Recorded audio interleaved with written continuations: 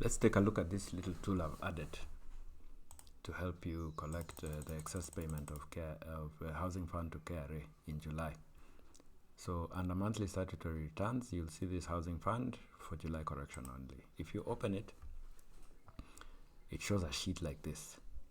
Now, the initial understanding of the figure we needed to use to calculate housing fund was total cash, which included variable components and non-cash benefits. So in this example,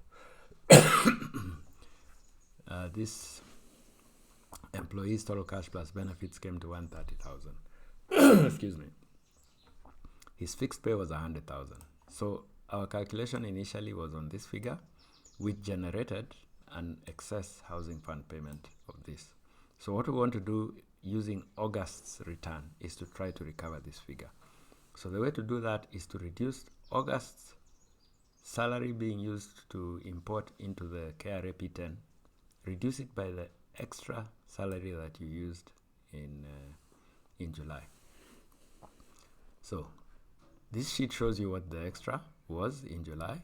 Then if you click on here, view August with July fixed, it shows you August's fixed pay and basic pay, which are the columns that are supposed to go into the sheet. It shows you the July excess pay, and it shows you the adjusted fixed pay and basic pay, so that instead of doing the correct figures for August, you do these reduced figures, so that the excess HF that you paid in July will be reduced from August's return. So we've viewed August with the July fix, and the way to export that figure, let's just, I think I had opened this thing before. So to export the return with the adjusted figures, you click on that, and what it will do, it will pick the 5 columns that are required for the return, but instead of using August's correct figures, it will pick up the adjusted figures.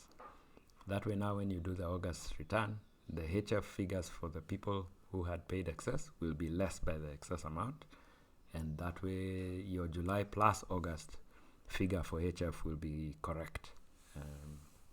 So that's how that tool works.